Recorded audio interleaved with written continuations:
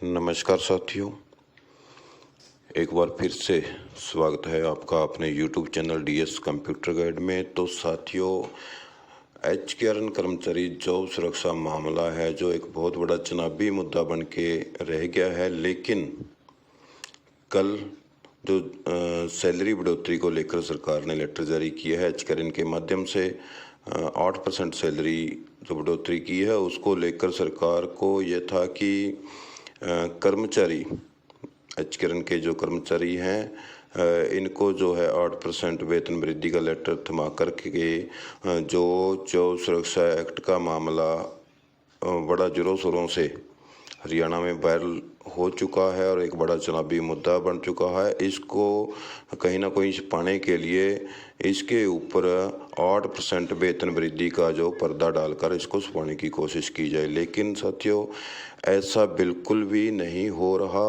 और जहां तक कल हमने वीडियो बनाया और अन्य कई यूट्यूबर साथी हैं उन्होंने भी इसको लेकर वीडियो बनाया था, जब उनके नीचे कमेंट पड़े हैं तो सभी कर्मचारियों के लगभग यही कमेंट हैं कि जब तक जॉब सुरक्षा नहीं तब तक बीजेपी को कोई वोट नहीं। ये कहना है कर्मचारियों का जो जॉब सुरक्षा एक्ट की बाट जो रहे हैं और कानून लागू होने की या फिर ज्वाइनिंग ऑफर लेटर है जो जॉब सुरक्षा का उसकी मांग कर रहे हैं कि जल्दी से जल्दी हमें लेटर प्राप्त हो। तो साथियों, ये लेटर कब तक जारी हो सकते हैं? तो जॉब सुरक्षा का जो ऑफर लेटर है कब तक जारी हो सकते हैं और कब तक आप उम्मीद कर सकते हैं?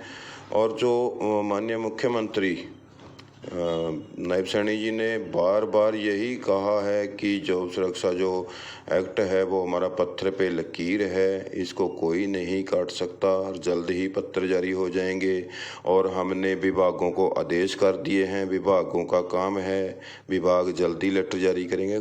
क्या ये अपना वादा CM निभाने की ओर अग्रसर हैं या वैसे ही कर्मचारियों को भ्रमित कर रहे हैं? इसकी ओर जो है पूरी सच्चाई हम आपको बताएंगे। तो सच्चाई जो है इसको बताने से पहले आपसे निवेदन करेंगे कि जो भी साथी चैनल पर नए हैं, पहली बार वीडियो को देख रहे हैं, कृपया साथियों वीडियो को ज़्यादा से ज़्यादा शेयर करें ताकि सरकार तक बात पहुंचे और जल्दी से जल्दी आपको लेटर ऑफर लेटर जो है वो मिल सके। और साथियों चैनल को ज़रूर सब्सक्राइब कर लें और वीडियो को लाइक भी करें अगर वीडियो अच्छी लगे। तो साथियों ले चलते हैं सीधा आपको सच्चाई की ओर। साथियों सच्चाई आप सबको भी पता है कि जो HKRN कर्मचारी जॉब सुरक्षा का मामला है ये एक चुनावी घोषणा बिल्कुल थी, लेकिन जो एक्ट बना है, एक्ट कैबिनेट में पास हुआ है और राज्यपाल के साइन जो हुए हैं, दावा कर रहे हैं मुख्यमंत्री की ये पत्थर पे लकीर है और इसको जल्दी ही लागू किया जाएगा। लेकिन बार बार जब पत्रकार बंधु हैं, हमारे साथी पत्रकार बंधु जो बार बार मुख्यमंत्री से एक ही सवाल कर रहे हैं कि सर जॉब सुरक्षा जो एक्ट का ज्वाइनिंग पत्र है वो कब तक देने की आपकी प्लानिंग है? तो उसके बारे में मुख्यमंत्री जी कुछ भी कहना उचित नहीं समझ रहे, सिर्फ एक ही बात रटे हुए हैं। वो क्या है कि हमने अपना काम कर दिया, बाकी काम विभागों का है। तो साथियों जब तक कैबिनेट और विधानसभा, जब तक विधानसभा का समय है लगभग 12 तारीख तक, तो तब तक आप इसकी उम्मीद कर सकते हो। 12 तारीख तक कुछ भी हो सकता है। 12 तारीख तक लगभग एक सप्ताह का समय जो बचा है उसको जो एक सप्ताह है उसको आप गोल्डन चांस मान करके चलो। जो सरकार ने करना है, क्योंकि जो अधिकारी हैं, विभाग डिपार्टमेंट हैं, वो अपने लेवल पे कोई भी लेटर जारी नहीं करते। आचार संहिता में कोई भी अधिकारी अपने ऊपर कोई बात लेना नहीं चाहता कि कोई भी हम लेटर जारी करें तो आने वाली या फिर सरकार है या कोई भी विपक्ष है या पक्ष है उन पर सवाल उठाए और उनकी नौकरी पर खतरा बने। इसलिए कोई भी अधिकारी बिना आदेश के कुछ नहीं कर सकता। जैसे कल जो लेटर जारी हुआ है जब इसका वेतन बढ़ोतरी का, तो इसमें स्पष्ट लिखा हुआ है कि हरियाणा सरकार ने लेटर जारी कर दिया। तो हरियाणा सरकार कहते हैं कि जारी नहीं कर सकते आचार संहिता में, और माननीय मुख्यमंत्री साहब कह चुके हैं कि विभागों का काम है। तो चीफ सेक्रेटरी हैं हरियाणा सरकार के, ये विभागों को आदेश दे सकते हैं। ये सरकारी कर्मचारी हैं, ये अधिकारी हैं, सॉरी सरकारी अधिकारी हैं, आईएएस अधिकारी होते हैं जो चीफ सेक्रेटरी हैं या फिर अन्य बड़े परामर्शी हैं सरकार के। तो वो विभागों को आदेश जारी कर देते हैं या फिर उनको बोल देते हैं। तो विभागों से लेटर जारी करवाना सरकार का, जब तक सरकार सत्ता में है तब तक कुछ भी कर सकती है। 12 तारीख तक आपके पास गोल्डन चांस है, क्योंकि सरकार को भी पता चल चुका है जनता के मूड का कि अभी हवा किधर को है और कौन सी सरकार बनने के चांस हैं।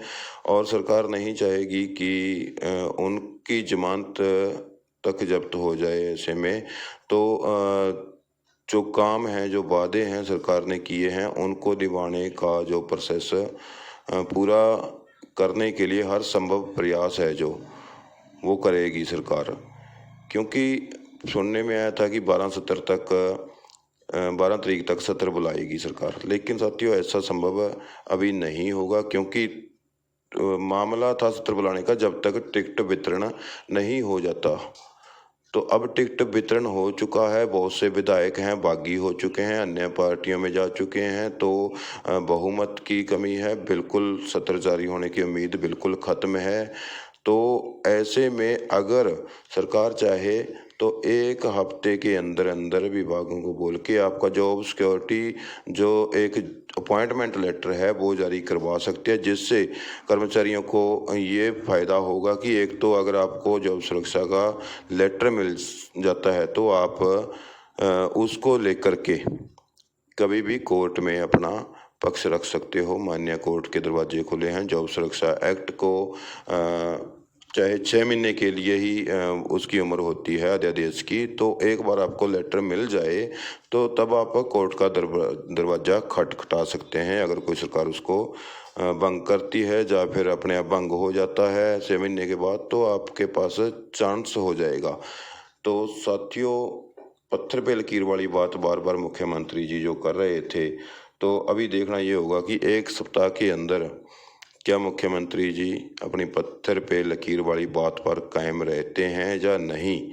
अगर वो बात पर कायम रहते हैं, लेटर जारी कर देते हैं 12 सितंबर से पहले, तो कुछ ना कुछ उनको फ़ायदा होने की उम्मीद है।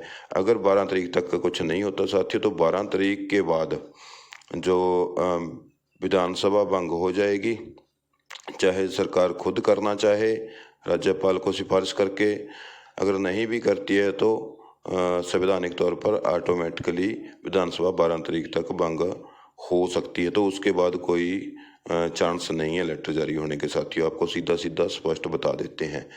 तो अगर आप चाहते हैं कि इस सरकार में लेटर जारी हो या ना हो, आगे कोई भी सरकार है, चाहे यही सरकार रिपीट होती है या फिर कोई नई सरकार आती है, किसी भी पार्टी की आती है, तो आपका जो जॉब सुरक्षा एक्ट है इसको लागू करवाने के लिए आपको क्या करना चाहिए।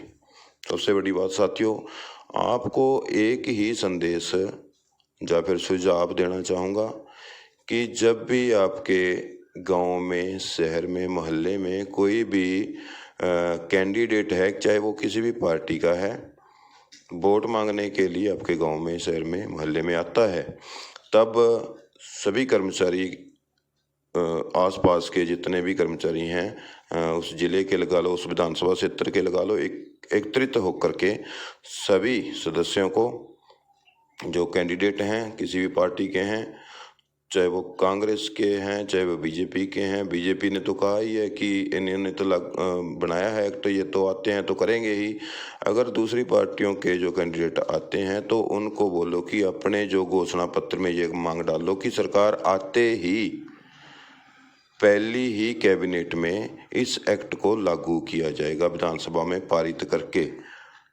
तो आपके पास यही एक विकल्प है कि अगर कांग्रेस की सरकार आती है, जैसे दावा कर रहे हैं, हवा चली हुई है, तो कांग्रेस का कोई भी कैंडिडेट आपके दरवाजे पर वोट मांगने आता है, आपके गांव में आता है, तो आप सभी कर्मचारी एकत्रित होकर के सबसे पहले एक ही मांग रखें रिटर्न में, सभी के हस्ताक्षर करवा करके कि कर्मचारियों का जो लगभग 1.5 लाख कर्मचारी हैं इसके दायरे में जो आने की संभावना है जॉब सुरक्षा के, तो उन 1.5 लाख कर्मचारियों के लगभग अगर आप 5 सदस्य मान के चलें और 4-5 रिश्तेदार मान के चलें तो कम से कम 8-10 लाख की गिनती में उनके वोट पूरे हरियाणा में बहुत सी सीटों को प्रभावित करेंगे। तो ऐसे में वो कर्मचारी एकत्रित होकर उन कैंडिडेट्स को अपना ज्ञापन सौंपें, उनको बोलें कि अपने जो घोषणा पत्र है उनको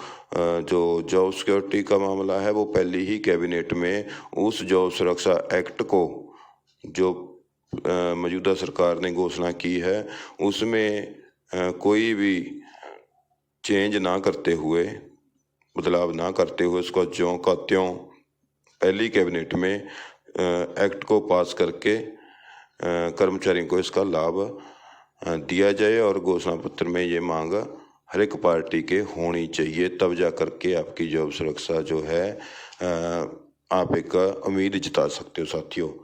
तो इसके बारे में आपकी क्या राय है? आप अपने जो सुझाव हैं कमेंट बॉक्स में दे सकते हैं, आपका मोस्ट वेलकम है साथियों। तो वीडियो कैसी लगी, हमारी राय आपको कैसी लगी, तो आप कमेंट बॉक्स में बता सकते हैं। वीडियो अच्छी लगी तो एक लाइक कर सकते हैं, शेयर कर सकते हैं साथियों, चैनल को सब्सक्राइब जरूर कर लें साथियों। बहुत बहुत धन्यवाद। जय हिंद, जय भारत।